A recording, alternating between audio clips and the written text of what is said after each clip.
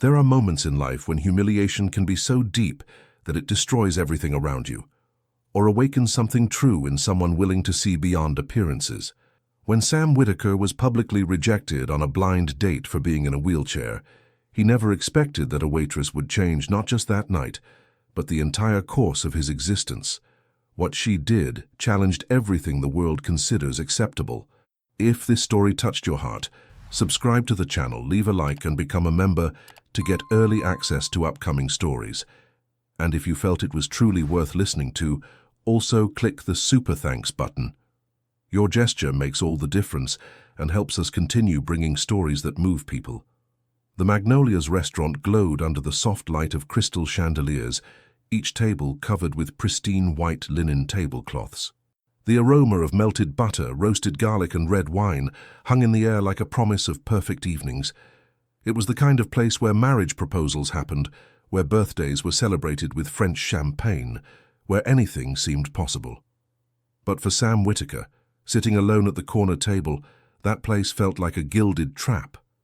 He adjusted his tie for the third time, feeling the fabric tighten slightly against his shirt collar. His hands, steady when commanding board meetings or signing million-dollar contracts, trembled imperceptibly now. The wheelchair was positioned precisely under the table, discreet enough not to draw attention. Or so he hoped.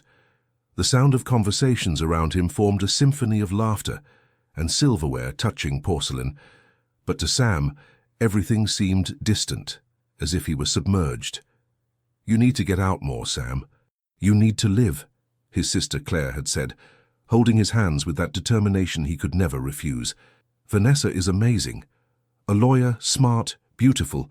You two will hit it off, I promise." But promises, Sam had learned, were fragile when confronted with the reality of steel wheels. The restaurant door opened and a woman walked in, tall, perfectly waved blonde hair falling over her shoulders, a red dress that hugged every curve with calculated elegance. Vanessa. She looked around with the confidence of someone who knows everyone is watching, and she was right. Her thin heels echoed against the wooden floor as she walked toward the host. Sam discreetly raised his hand, trying to catch her attention. His heart raced. Maybe, just maybe, that night could be different. Maybe she could see beyond the chair, beyond the first impression, beyond what everyone saw. Vanessa looked in his direction. Her blue eyes met his for a brief second. And then, as if someone had pulled an invisible rug, her expression changed. The smile disappeared. Her eyebrows furrowed slightly. She looked at the wheelchair, then back at his face, and something cold passed through those eyes. Something between surprise, disappointment, and poorly disguised disgust. Sam felt his stomach drop. She walked to the table, but not with the lightness from before. Her steps were measured, cautious, as if she were approaching something she'd rather avoid. She pulled out the chair without waiting for him to help, without smiling, without even trying to hide her discomfort. "Hi," she said, her voice cold as ice breaking in winter. "You're Sam?" "I am," he replied, trying to keep his voice steady. "It's a pleasure to meet you, Vanessa. Claire spoke highly of you." She placed her purse on the table, crossed her arms, and looked around, as if searching for an exit. "Yeah, she talked about you too. Just forgot to mention some details." The phrase hung in the air like an accusation. Sam swallowed hard. "Details?" Vanessa finally looked directly at him, and there was no kindness in that gaze. "The wheelchair, Sam. That's an important detail, don't you think?" The restaurant around them continued alive. Laughter, soft music, the clinking of glasses toasting. But at that table, the silence was deafening. "I didn't think it was something that defined who I am," Sam said, trying to keep his dignity intact. "I'm a businessman. I like cooking, music. Sam, let's be honest here," she interrupted, leaning slightly forward, her voice low but cutting. "I can't be with someone like you. It's not personal. It's just reality. I have a life, an image, expectations. And frankly, this," she gestured vaguely toward the chair, "isn't part of what I imagined for myself." The words hit like invisible punches. Each syllable was a sharp blade. Sam felt his face burn, not with anger but with a deep shame he hated feeling. Around them, some people began to look discreetly. A woman at the next table whispered something to her husband. A waiter stopped midway, pretending to adjust his apron. "You don't know me," Sam said, his voice cracking slightly. "You don't know anything about me." "I know enough," Vanessa replied, grabbing her purse. "I'm sorry, but this was a mistake. A big mistake." She stood up, smoothed her dress, and without looking back walked toward the exit. The sound of her heels echoed like a final sentence. Sam remained there, alone, under the curious and pitying gazes of other customers. The humiliation was a physical weight on his chest, crushing each breath. He looked at the table, the lit candle, the 2 water glasses, the menu she hadn't even touched. Everything seemed to mock him. Maybe Claire was wrong. Maybe he didn't need to live. Maybe living just meant collecting rejections. But then something unexpected happened. A presence approached. It wasn't the waiter. It was her, the waitress with brown hair pulled back in a simple bun, black and white uniform, dark eyes that shone with something Sam couldn't name. She was holding an empty tray, but she didn't move away. She stood there next to the table, watching him with an expression that wasn't pity. It was indignation. Helen Monroe had seen many things working at Magnolia's. She'd seen men propose on bended knee, with diamond rings that sparkled brighter than the stars. She'd seen families reuniting after years apart, tears streaming as long embraces filled the void of lost time. She'd also seen silent arguments, betrayals whispered over the phone in bathrooms, goodbyes disguised as romantic dinners. But never in 5 years of waiting tables at that restaurant had she seen anything as cowardly as what she'd just witnessed. Her hands gripped the tray tightly as she watched Vanessa exit through the door as if fleeing a crime scene. The click-clack of red heels still echoed in the dining room, but what truly resonated in Ella's mind were the venomous words she'd overheard from the nearby table while pretending to arrange silverware. "I can't be with someone like you." Ella knew that kind of cruelty. She knew the way people looked at her younger brother, Danny, when he smiled with that wide, innocent smile, Down syndrome stamped on every feature that made him unique. She knew the whispers, the looks of pity mixed with discomfort, the mothers who pulled their children away as if difference were contagious. And now, looking at Sam Whitaker sitting alone at that table, with tense shoulders and his gaze fixed on the flickering candle, she saw Danny. She saw everyone who'd ever been judged by the packaging, never by the content. The restaurant continued its usual dance. The pianist in the corner played a smooth jazz melody. The smell of fresh mushroom risotto came from the kitchen, mixed with the sweet aroma of crème brûlée being caramelized. But none of that mattered. Not when injustice burned in her veins like liquid fire. Ella made a decision. It wasn't calculated. It wasn't thought out. It was visceral. She walked to his table, tray still in hand, and stopped. Sam didn't look up immediately. He seemed lost somewhere between shame and resignation, his fingers drumming nervously on the edge of the linen tablecloth. "Excuse me," Ella said, her voice firm but gentle. He raised his eyes and she truly saw the raw vulnerability there. Dark brown eyes filled with pain he was trying to hide, jaw clenched trying to maintain composure, controlled breathing as if he were holding himself together to keep from falling apart. "Yes," he replied, his voice hoarse. Ella looked around. Some customers were still watching discreetly, waiting to see what would happen next, feeding on others' drama as if it were dessert. The manager, Mr. Patterson, was at the counter checking reservations, oblivious to what was about to happen. She set the tray down on a side table and, without asking permission, pulled out the chair Vanessa had abandoned and sat down. The gesture was so unexpected that for a moment time seemed to stop. Sam stared at her with an expression of pure shock, as if he couldn't process what he was seeing. Around them, the whispers increased. A waitress didn't sit with customers, not during her shift. Not like this, defiant and deliberate. "What are you doing?" Sam asked, confused. Ella leaned slightly forward, her eyes locked on his, burning with a determination she didn't even know she possessed until that moment. "Something that should have been done from the beginning. I don't understand." "You deserve to be seen," she said, each word loaded with conviction. "You deserve to be heard, and you deserve more than anything to be loved, not in spite of who you are, but exactly because of who you are." Sam blinked, stunned. No one had ever said anything like that to him. Not with such certainty, not with such truth. "You don't even know me," he murmured, echoing the same words he'd said to Vanessa minutes earlier. "No," Ella agreed, a small smile touching her lips. "But I know enough. I know you had the courage to come here tonight, even knowing you might be judged. I know that even after being publicly humiliated, you didn't yell, didn't curse, didn't seek revenge. You maintained your dignity. And that," she paused, choosing her words carefully, "says more about your character than 1,000 conversations could reveal." The silence between them was different now. It wasn't heavy or uncomfortable. It was full of possibilities, of something unspoken but felt, an invisible connection being woven word by word, gaze by gaze. "Why are you doing this?" Sam asked, his voice low, almost a whisper. Ella took a deep breath. "I have a brother, Danny. He has Down syndrome. And my whole life I've watched people look at him like he was less, like he was broken, like he didn't deserve love, friendship, respect." Her voice faltered slightly, but she continued.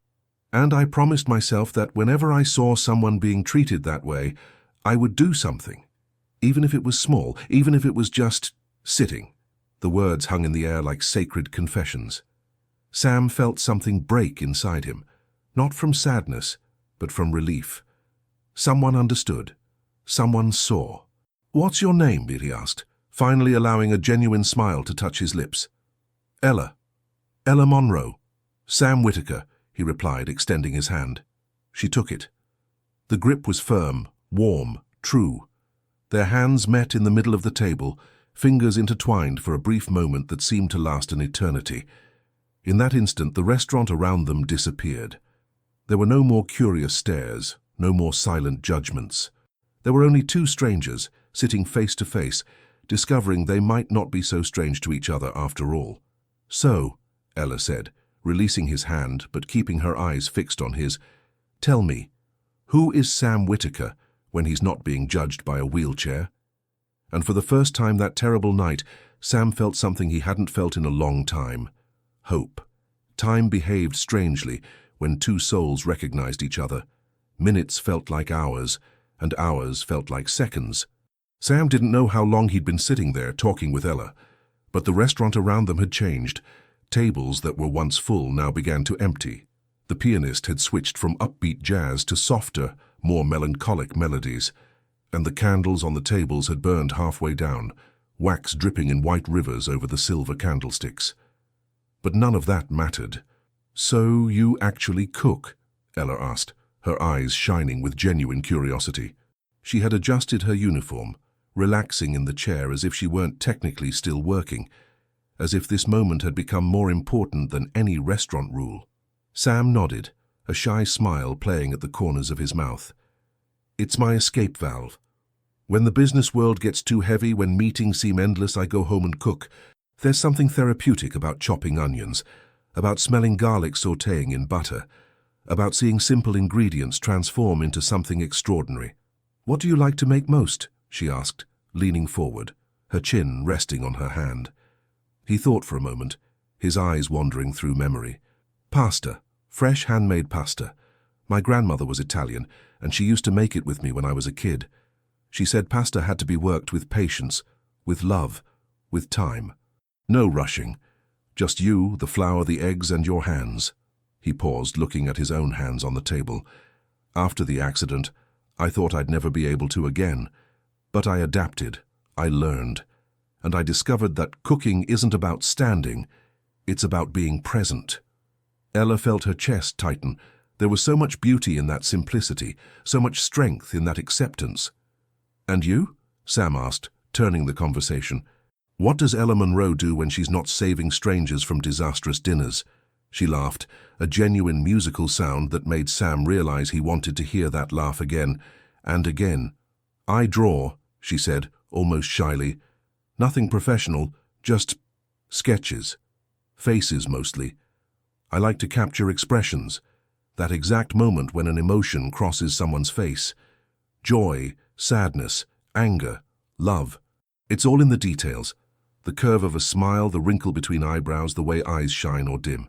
"Do you draw here, at the restaurant?" Sam asked. Sometimes.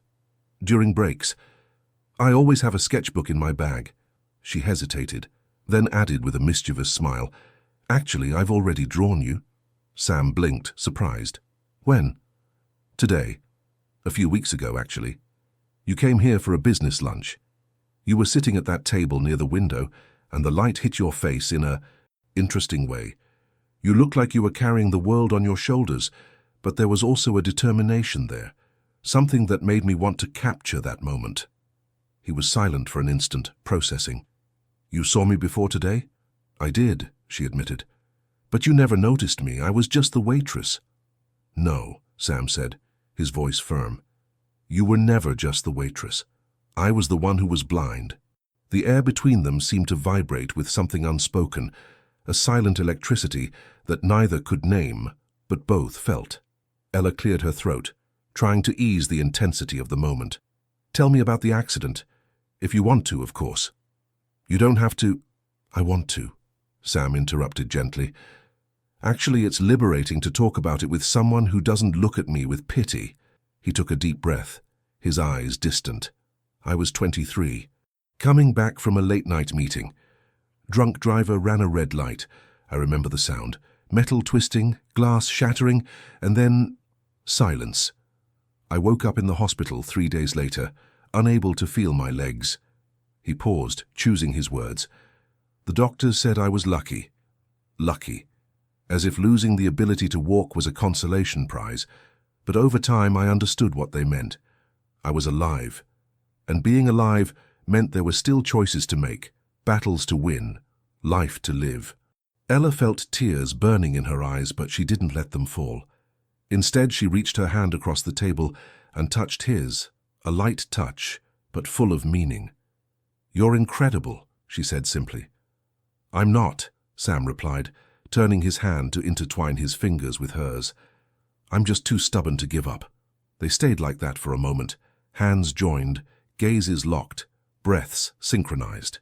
The restaurant around them had become just a blurred background, an impressionist painting where nothing was clear except the two of them.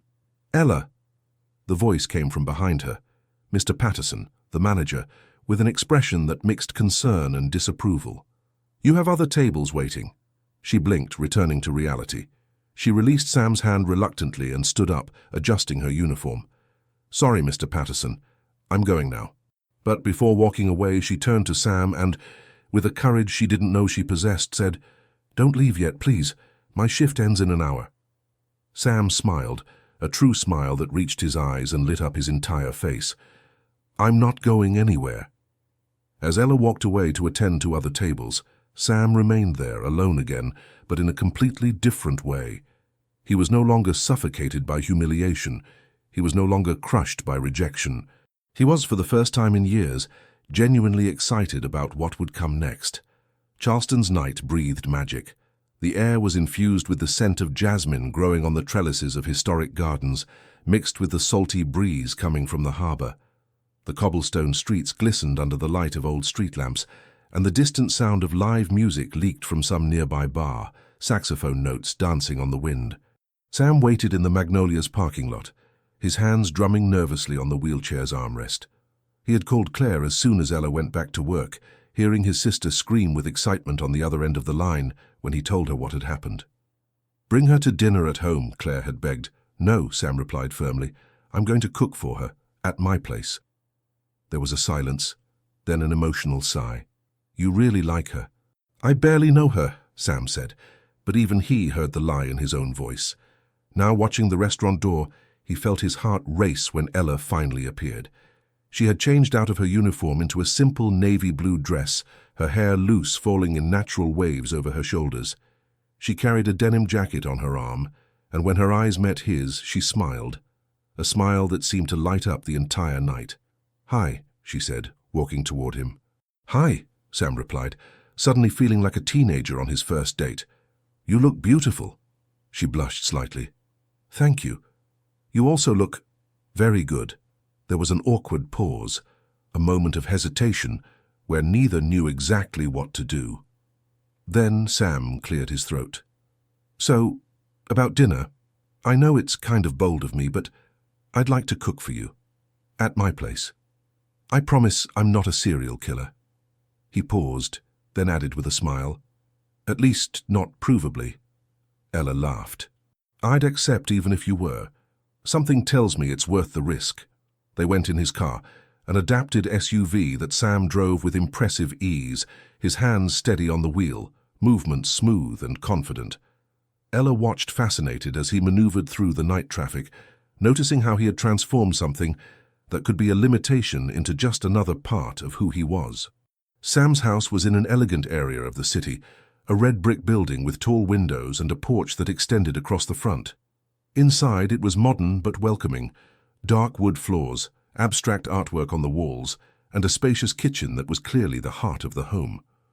Wow, Ella murmured, turning slowly to absorb everything. This is amazing. It's my refuge, Sam said, heading to the kitchen. Come on, I'll show you the best part. The kitchen was a dream. Marble countertops, state-of-the-art appliances, a central island with tall stools, and shelves filled with spices, oils, and seasonings from all over the world. But what caught Ella's attention most was the height of everything. The counters, the cabinets, the stove. Everything was adapted so Sam could work comfortably. You redesigned everything, she observed. I had to. At first, it was frustrating. But then I realized I was creating something of my own, a space where I didn't need to adapt. The space adapted to me. He began to work, and Ella was mesmerized. Sam moved through the kitchen with a grace that defied any assumptions about limitation. He grabbed flour, eggs, olive oil, and started making the dough from scratch, his hands working the mixture with firm, rhythmic movements. Can I help? Ella asked. Always, Sam replied, gesturing for her to come closer. Put your hands here. He guided her hands over the dough, his own hands covering hers, teaching her the right movement. Push, fold, turn. They worked in sync, so close that Ella could feel the warmth of his body, the scent of his cologne mixed with the aroma of flour and garlic. Like this, he murmured near her ear, his voice low and intimate. Feel the texture? It's telling you when it's ready. Ella could barely concentrate on the dough. She was too aware of every point where their bodies touched, of the way his breath grazed her neck, of how her heart beat irregularly. They cooked together, him cutting fresh tomatoes for the sauce while she finished rolling the dough, him explaining each step, each secret his grandmother had taught him. The kitchen filled with heavenly aromas, fresh basil, golden garlic, white wine reducing in the pan. Sam put on music, smooth jazz, something instrumental and enveloping. They talked while they cooked, stories flowing naturally as if they were old friends making up for lost time. When did you realize you loved cooking? Ella asked, watching him season the sauce with chef-like precision. When I realized it was one of the few things that made me forget about everything else, about the accident, the expectations, the stares. When I'm cooking, I'm just me. Sam. Not Sam in the wheelchair. Just Sam. Ella felt a lump in her throat. I understand. When I draw, it's the same thing. The world disappears, it's just me and the page. They finally sat down to eat, the table lit by candles, the city sparkling through the large window overlooking the porch. The pasta was perfect, delicate, covered with a fresh tomato sauce that melted in the mouth, finished with grated parmesan and basil leaves. This is unbelievable, Ella said, closing her eyes to savor it better. Sam watched her, a smile playing on his lips. You have a little sauce. He reached out and with his thumb gently wiped the corner of her mouth. The gesture was so intimate, so natural that both froze. Their eyes met, and something changed in the air. It became denser, more charged. Sam, Ella whispered. Ella, he replied, his voice hoarse. Neither knew who moved first, but suddenly there was no more distance between them.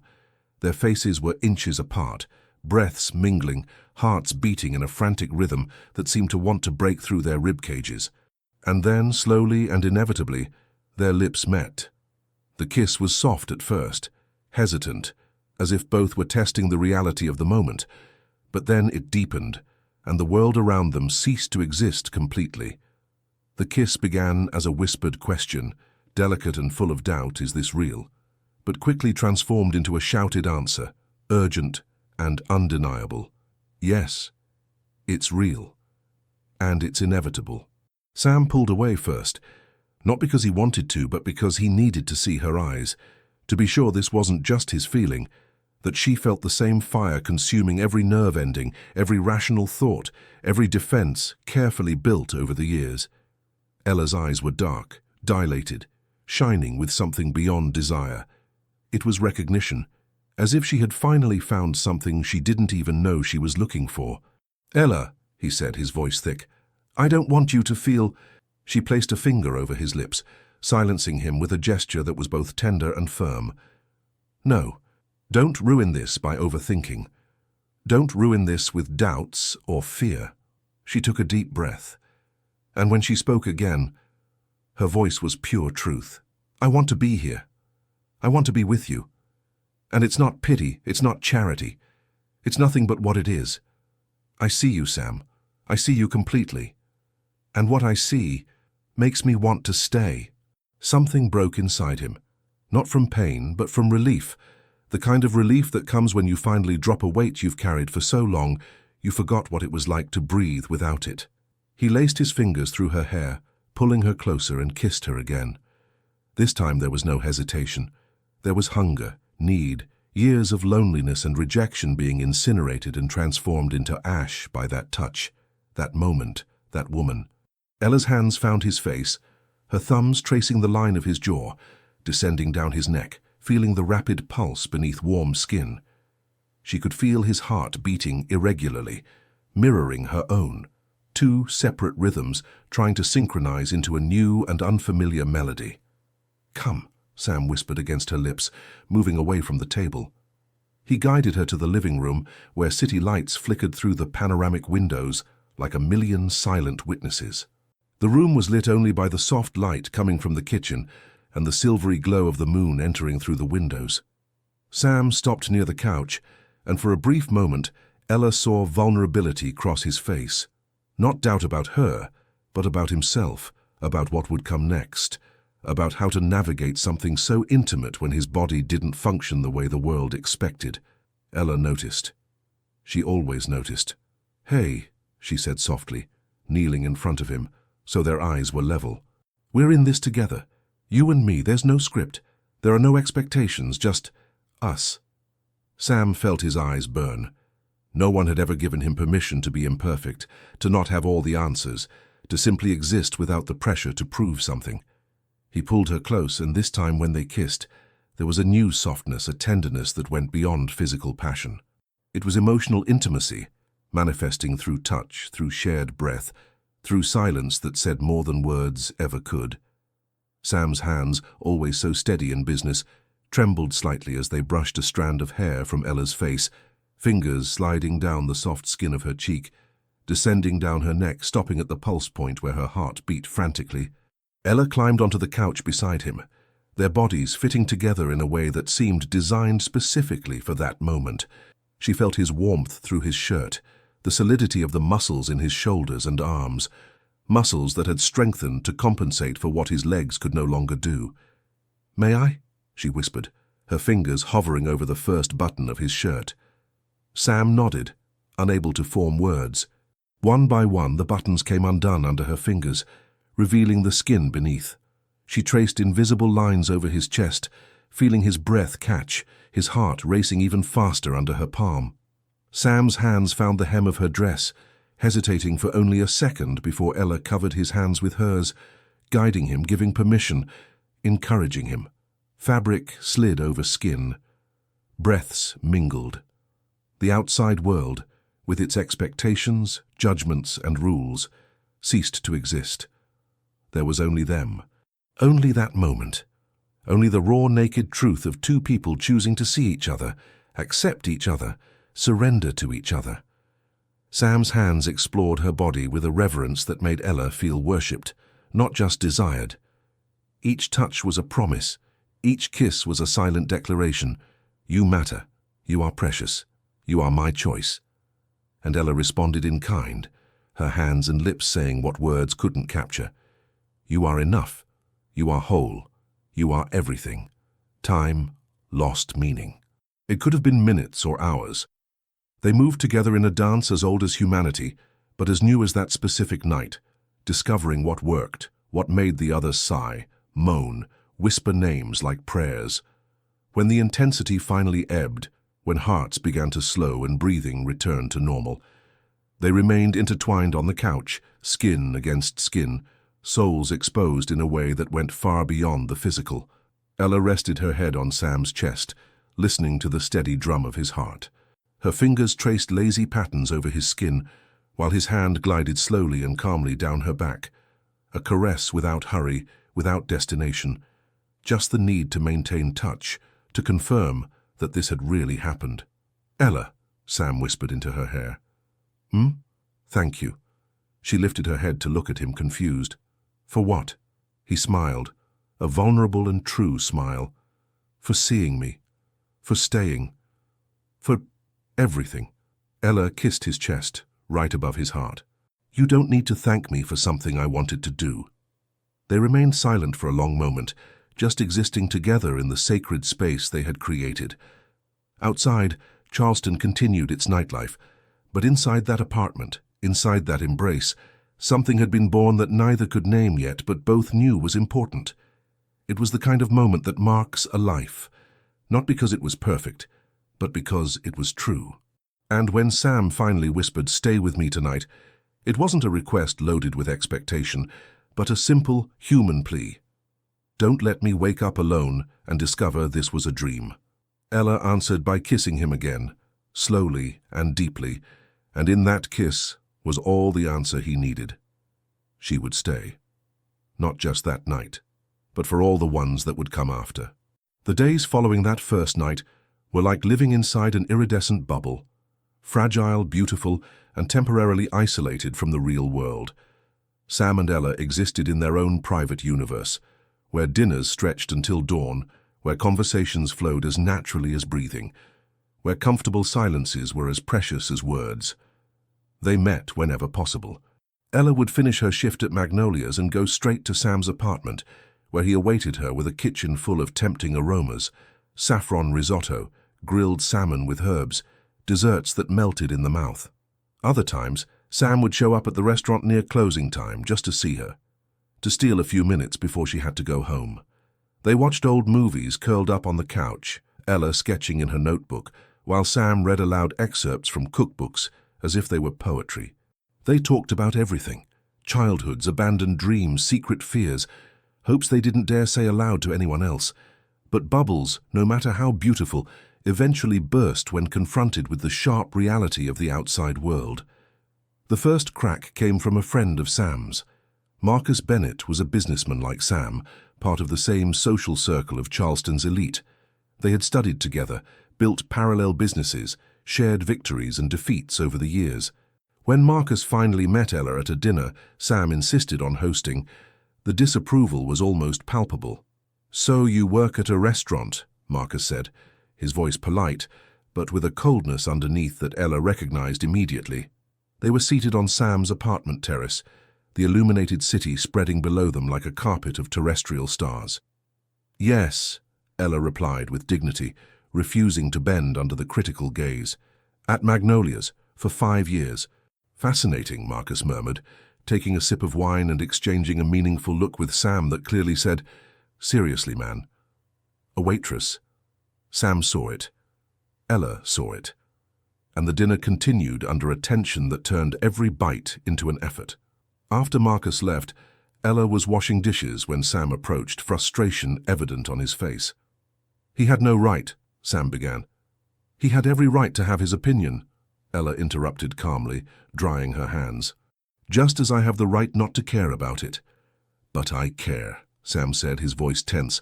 "I care when people I consider friends treat you like you're less than you are." Ella turned to face him. "Sam, I knew what I was getting into. You're wealthy, successful, part of a world I only serve tables in. Of course there will be judgments. But the question is, do you care what they think more than you care about what we have?" "No," he replied without hesitation. "Never." Then it settled. But it wasn't.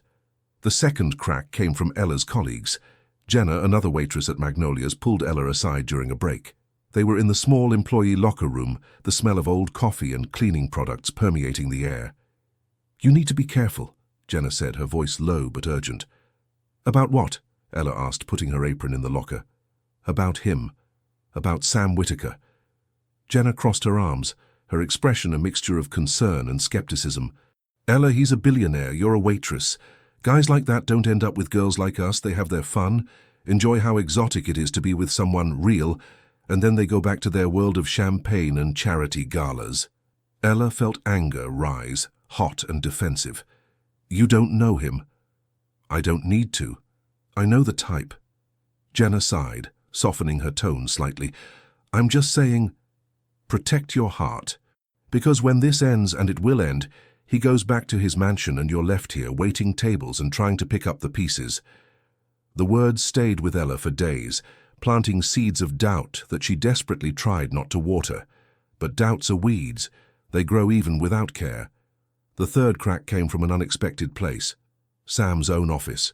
Richard Porter, CFO of Sam's company, scheduled a meeting. They were in the conference room, glass walls offering a panoramic view of the city, when Richard placed a folder on the table. "We need to talk about your personal life," Richard said bluntly. Sam raised an eyebrow. "My personal life is none of the company's business." "It is when it affects our public image." Richard opened the folder, revealing photos. Sam and Ella entering his apartment. Sam and Ella dining at a small Italian restaurant in the working-class neighborhood. Sam and Ella walking, him in his wheelchair, her beside him, through the park at sunset. "You had me followed?" Sam asked, his voice dangerously calm. "No, but investors do due diligence, and some of them are concerned." Richard leaned forward. "Sam, you're the face of this company. Your reputation matters. And associating with a waitress, however charming she may be, raises questions about your judgment." "Questions about my judgment," Sam repeated slowly, each word dripping controlled venom. "Because I'm dating someone who works honestly instead of living off trust funds? Don't be naive. You know how it works. Image is everything. And the image of a billionaire CEO dating a waitress is what? Real? Human? Authentic?" Sam interrupted. "Sorry if my happiness doesn't fit the corporate narrative you were selling. Sam, this meeting is over." Sam spun his wheelchair and left, leaving Richard alone with his photos and his empty concerns. But the damage was done. That night, Sam told Ella everything. They were in his apartment, lying in the dark, only the city's glow providing enough light to see each other's outlines. "Maybe they're right," Ella whispered. Sam turned to face her. "About what?" "About us being from different worlds, about this being too complicated." "Ella, no." He intertwined his fingers with hers, squeezing tightly. "Don't let them get in your head. Don't let them turn something beautiful into something shameful." "It's not shame," she said, her voice cracking. "It's realism. Sam, how long until your family finds out? How long until your mother does research on me and discovers I barely finished high school, that I live in a one-bedroom apartment I share with 2 roommates? That?" He kissed her, silencing the words with his mouth, with his hands, with his entire being screaming a truth he needed her to understand. When he pulled away, his eyes were glistening with unshed tears. "I choose you.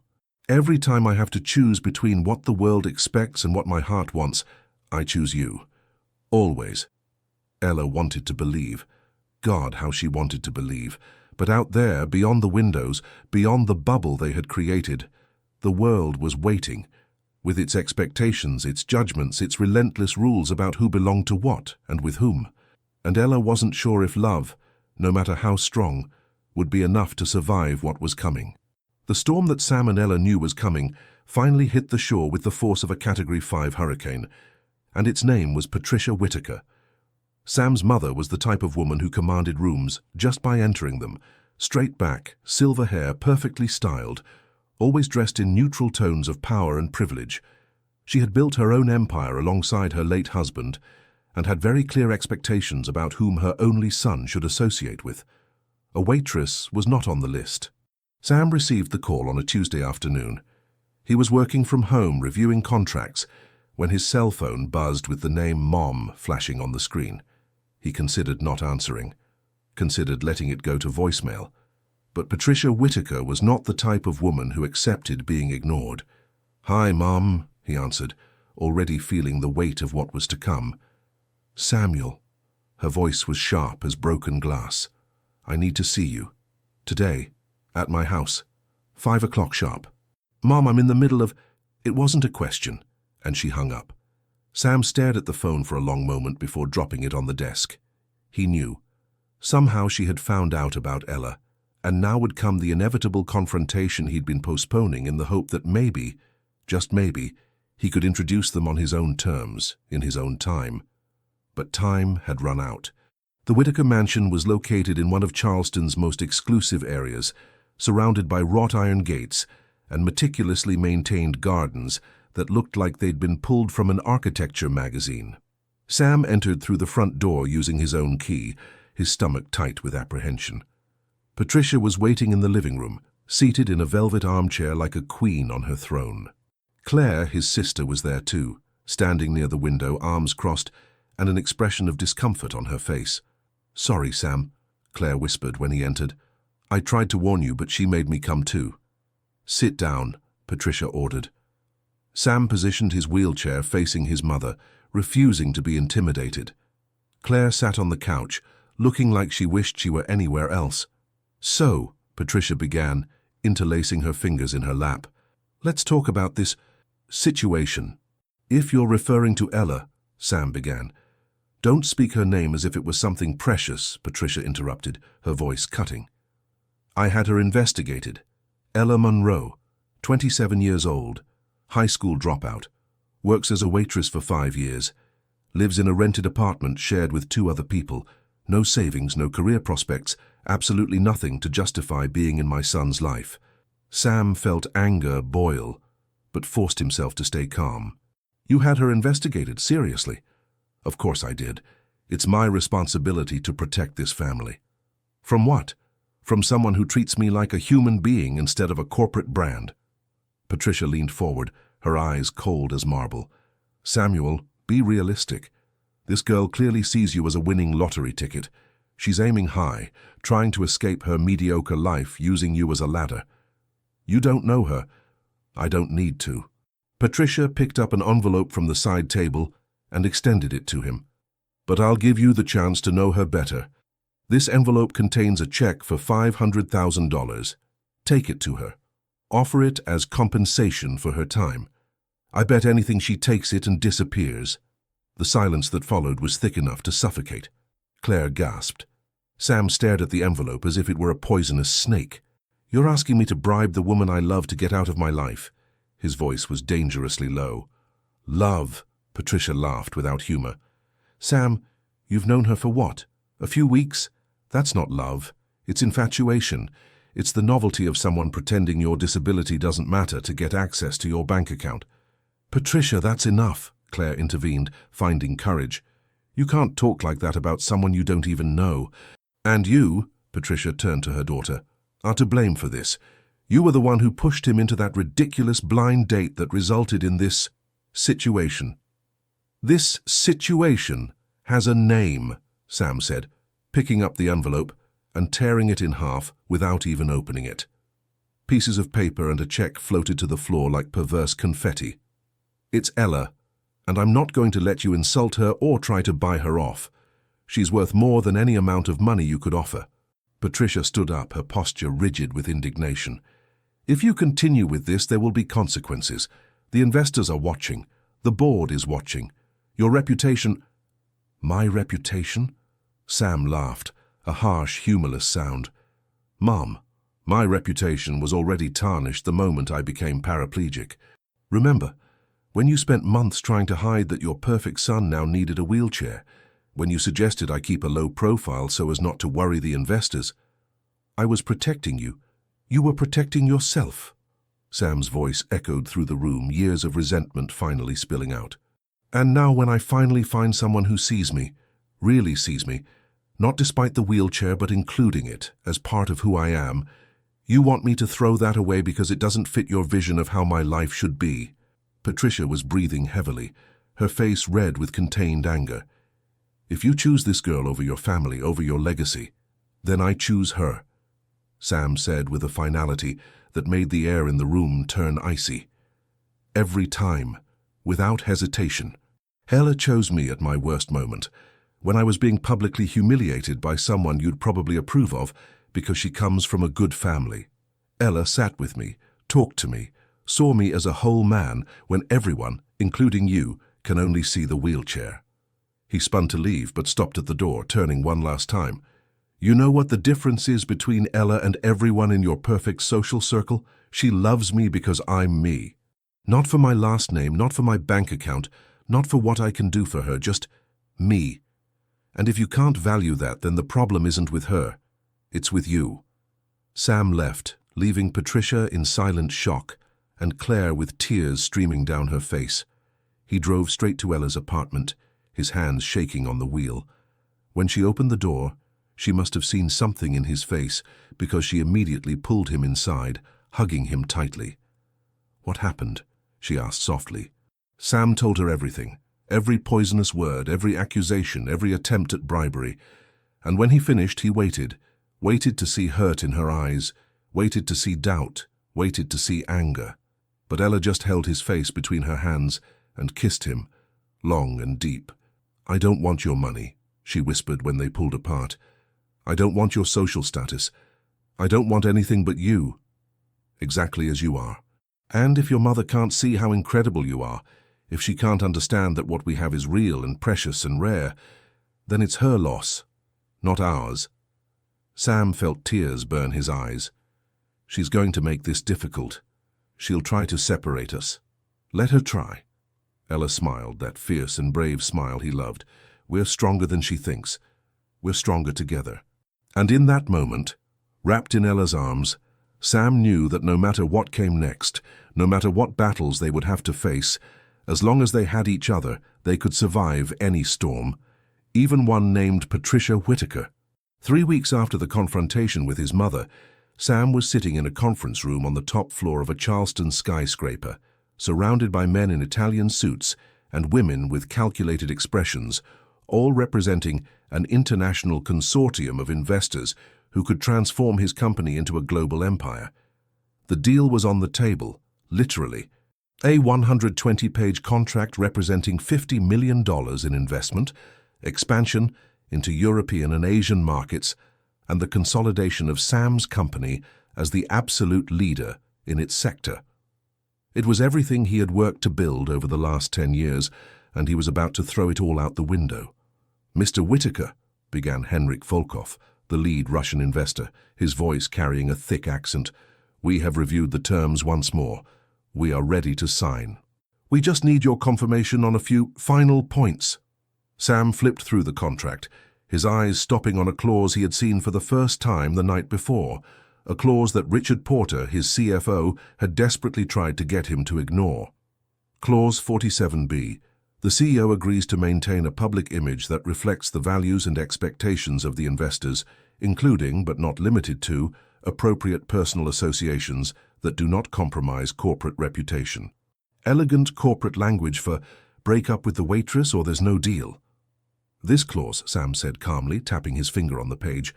Who wrote it? Henrik exchanged glances with the other investors. It was an addition requested by some of our partners after certain information came to light about your personal life. Information, Sam repeated. You're referring to the fact that I'm dating a woman who works at a restaurant? The silence in the room was deafening.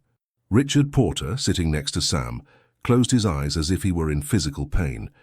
A woman named Catherine Beaumont, representative of a French investment fund, cleared her throat delicately.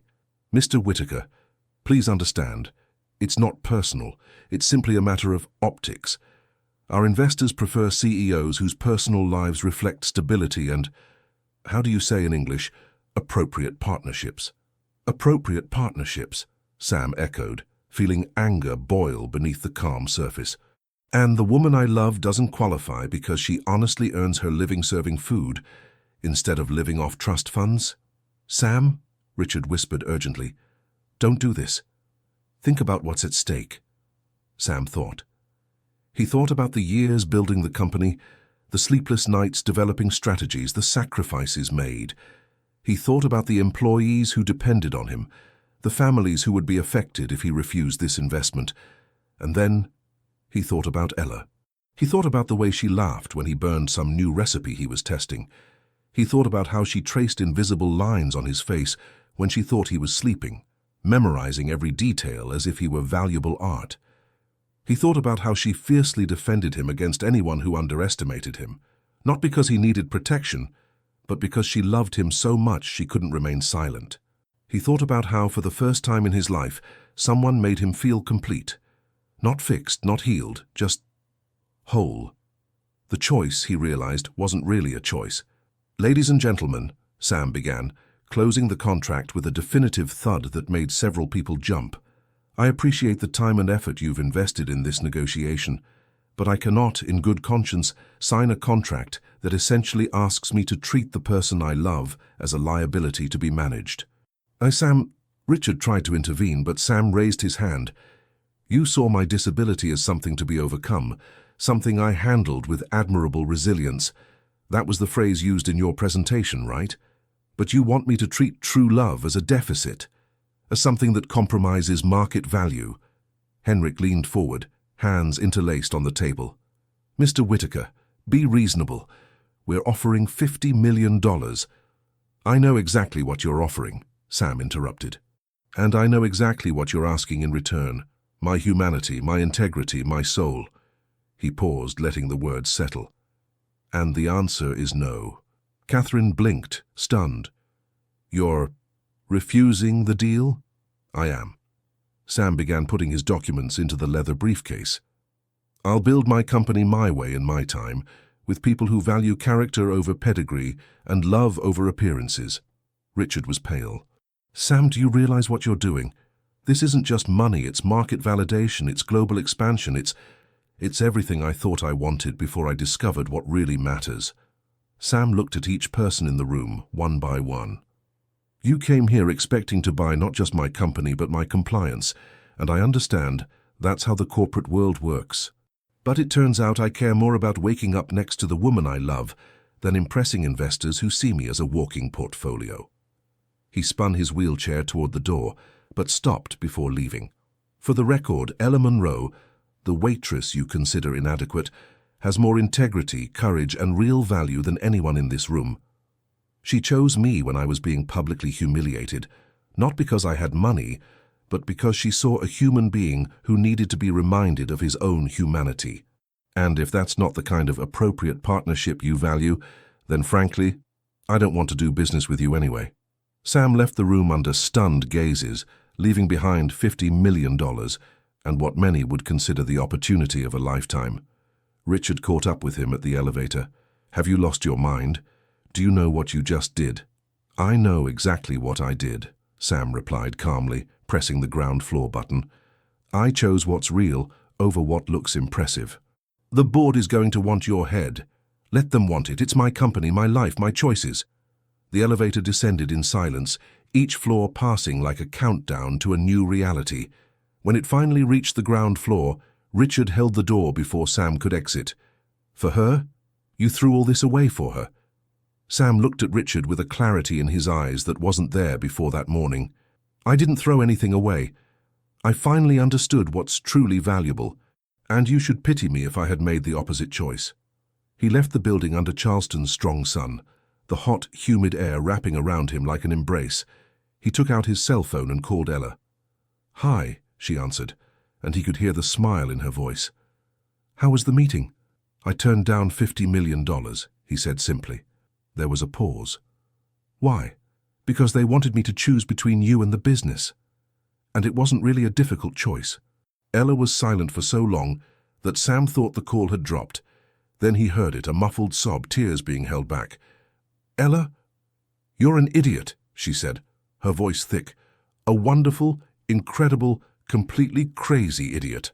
Sam laughed, feeling the weight of a decade of corporate ambition finally slide off his shoulders. "Probably, but I'm your idiot." "Forever," she whispered. And in that moment, driving through Charleston streets toward her apartment, Sam knew he had made the right decision. Because in the end, What was a financial empire compared to waking up every day next to someone who loved him, not despite his flaws, but including all of them? Nothing. It was absolutely nothing. Life after refusing the contract was, surprisingly, lighter. Sam expected regret, expected the insidious voice of doubt, whispering that maybe he'd been too impulsive, too foolish. But all he felt was a deep and unshakable peace, as if he had finally aligned his actions with his deepest values. The company's board of directors, predictably, was not pleased. There were tense meetings, heated discussions, even an attempt to vote for his removal as CEO. But Sam had built that company from scratch and still held the majority stake. He survived the corporate storm, albeit with some new scars and a few less friends. Claire was the only family member who openly supported him. She showed up at his apartment a week after the incident with a bouquet of flowers for Ella and a tight hug for her brother. "Mom will eventually understand," Claire said, though neither of them really believed it. "And if she doesn't, that's her problem, not yours." But it wasn't about Patricia or about the board or about disappointed investors. It was about him and Ella, and about building something real in a world that valued appearances too much.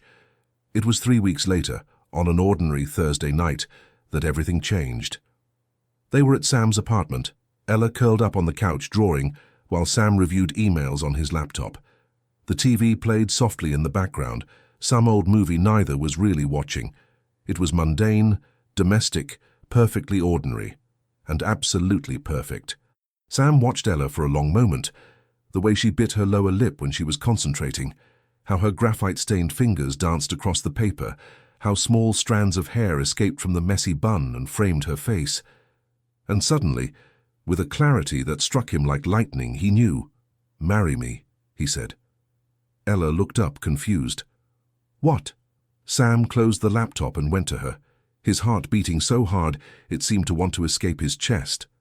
There was no ring. There was no plan. There was nothing but the absolute certainty that he wanted to spend every day of the rest of his life with this woman. "Marry me," he repeated, taking her graphite-stained hands in his. "I know it seems crazy. I know we've only known each other a few months. I know I don't have a ring or a prepared speech or—" "Sam," she tried to interrupt, eyes wide. "But I know, with every fiber of my being, that you're the person I want to wake up to every day. I want to cook for you. I want to watch you draw. I want to argue about which movie to watch and who forgot to buy milk.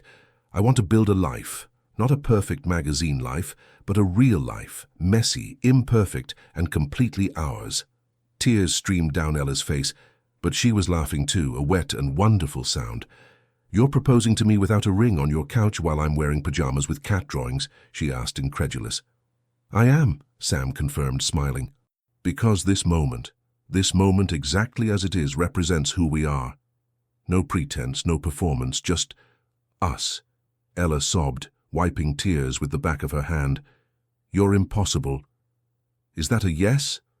She pulled him into a kiss that answered the question better than any words could. When they pulled apart, both were laughing and crying at the same time.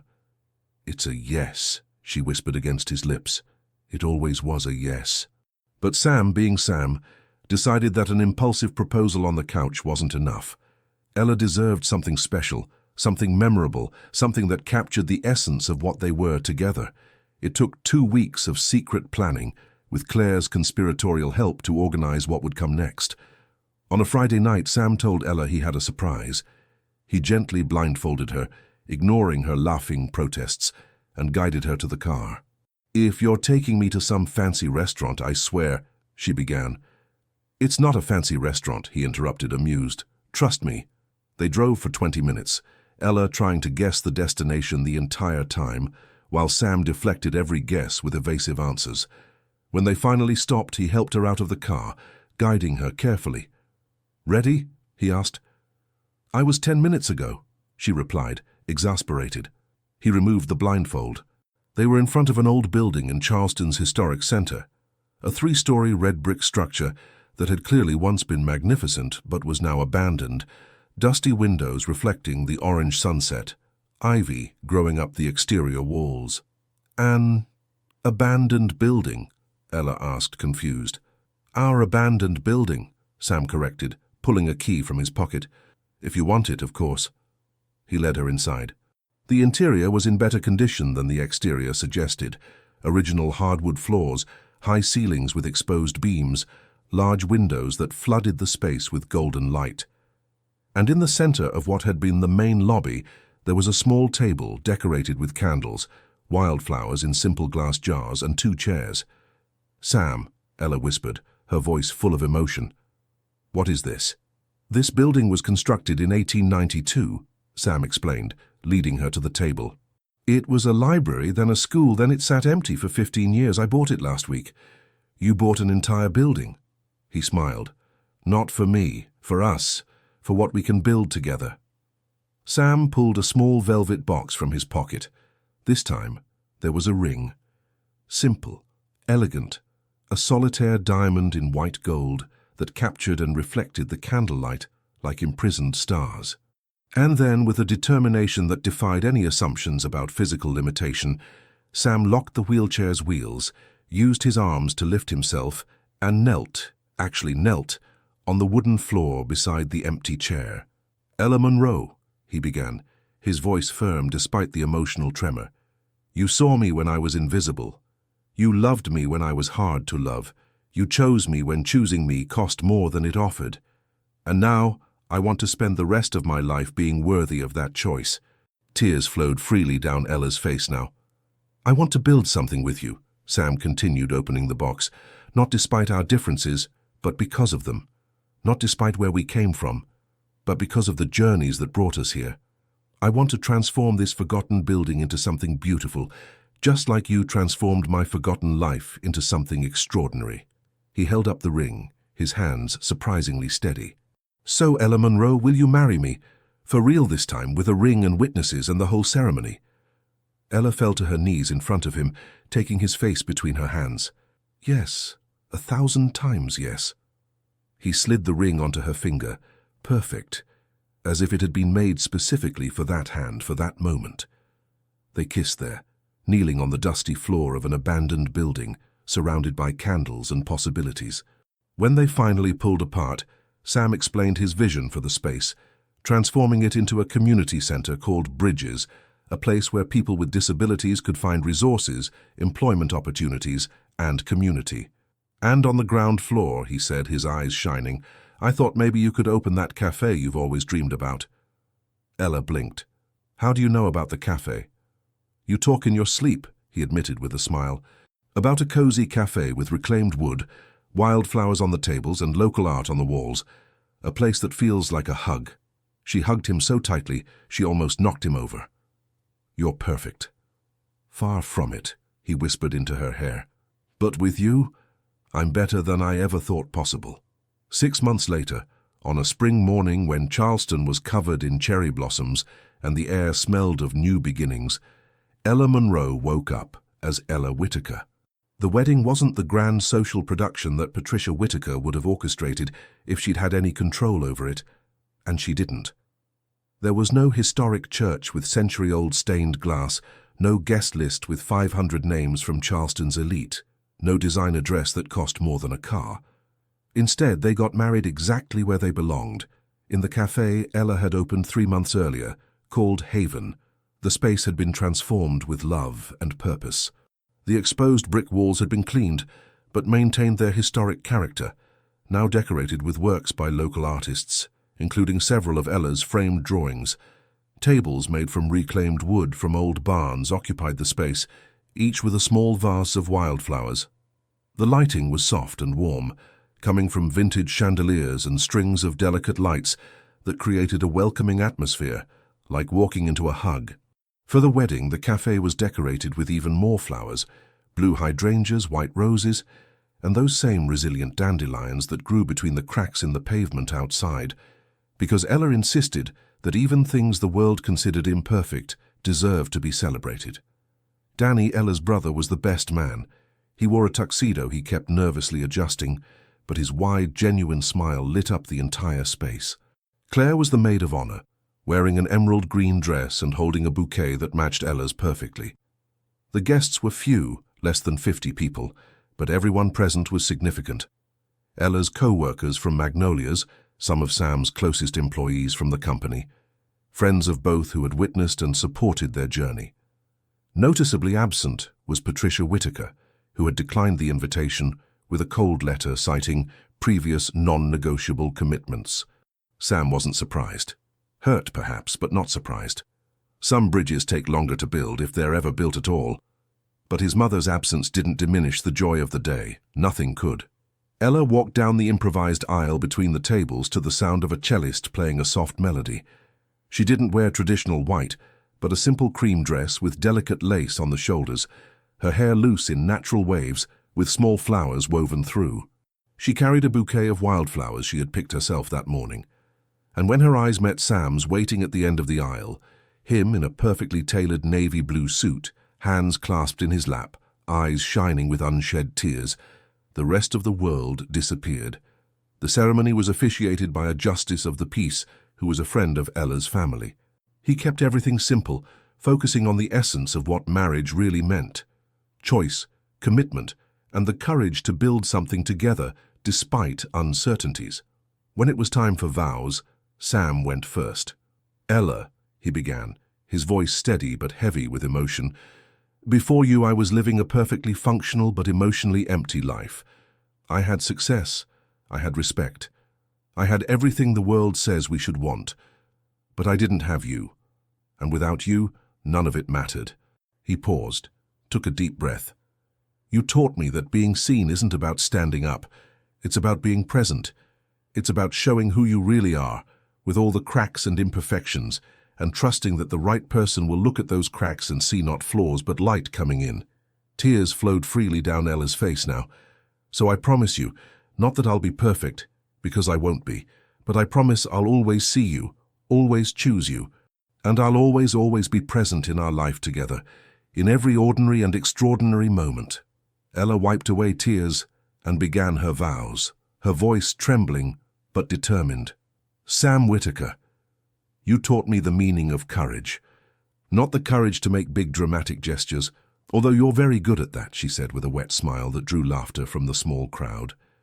"But the courage to be vulnerable, the courage to ask for what you need, the courage to believe you're worthy of love, not because you've earned that worthiness through achievements, but simply because you exist." She held his hands, fingers intertwined, firm and secure. "I promise to walk beside you, never ahead trying to pull you, never behind pushing you, but beside you as equal partners building a life that's uniquely ours. I promise to remind you, on the hard days, of who you really are. I promise to celebrate your victories as if they were mine. And I promise to love you, not despite who you are, but exactly because of who you are." There wasn't a dry eye in the cafe when they exchanged rings, simple gold bands that Ella had designed and a local craftsman had created, with their initials intertwined on the inside. "I now pronounce you husband and wife," the judge announced with a warm smile. "You may kiss the bride."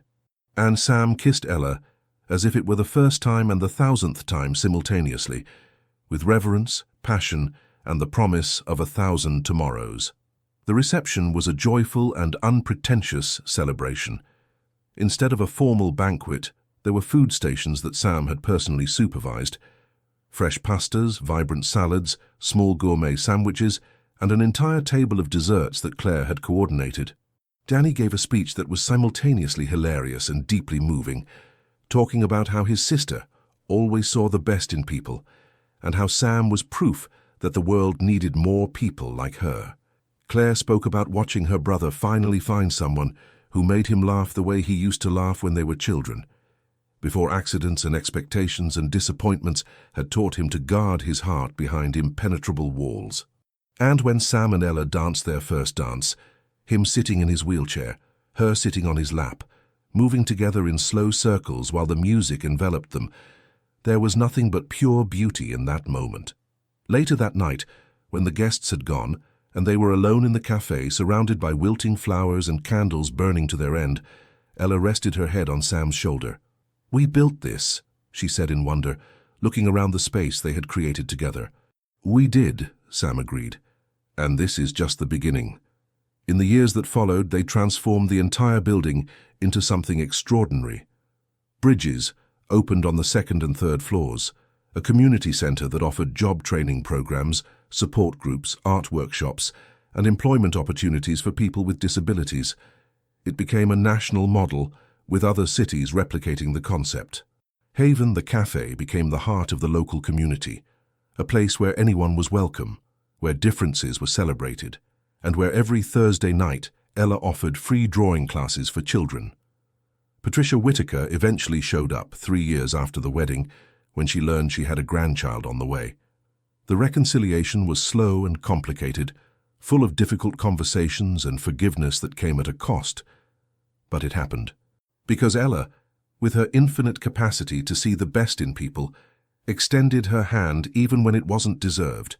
Sam and Ella had 2 children, a girl named Grace and a boy named Henry, who grew up playing among Haven's tables and helping at bridges as soon as they were old enough.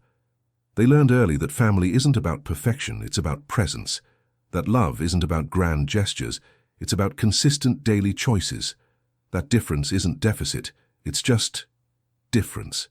And every Thursday night, no matter how busy they were, Sam and Ella returned to that same table where they had married, ordered coffee and shared some dessert, and reminisced. They reminisced about the night they met, when humiliation transformed into hope through a simple act of courage. They reminisced about every obstacle they faced and overcame together. They reminisced that they built something precious, not despite their differences, but because of them. And when Sam looked at Ella across the candles on that table, he always said the same thing. "This place isn't where I found you. It's where I found myself, through your eyes." And Ella always responded with a kiss that said, more clearly than words ever could, "And I see you. I always have. I always will." Because in the end, that's the only thing that really matters, being seen, being chosen, and choosing back, every day, for the rest of your lives. And they chose. Repeatedly, consistently, joyfully. They chose love. The story of Sam and Ella reminds us that true love doesn't emerge despite our imperfections. It flourishes exactly because of them. That courage isn't about being perfect, but about allowing yourself to be seen completely. That sometimes the hardest choices are the ones that make us most human. Sam gave up fortunes and approval, but gained something money could never buy. A life where being himself was enough. And you? Have you ever had the courage to choose true love over the world's approval? Because sometimes all someone needs is to be seen. If this story touched your heart, subscribe to the channel, leave a like, and become a member to get early access to upcoming stories. And if you felt it was truly worth listening to, also click the Super Thanks button. Your gesture makes all the difference and helps us continue bringing stories that move people.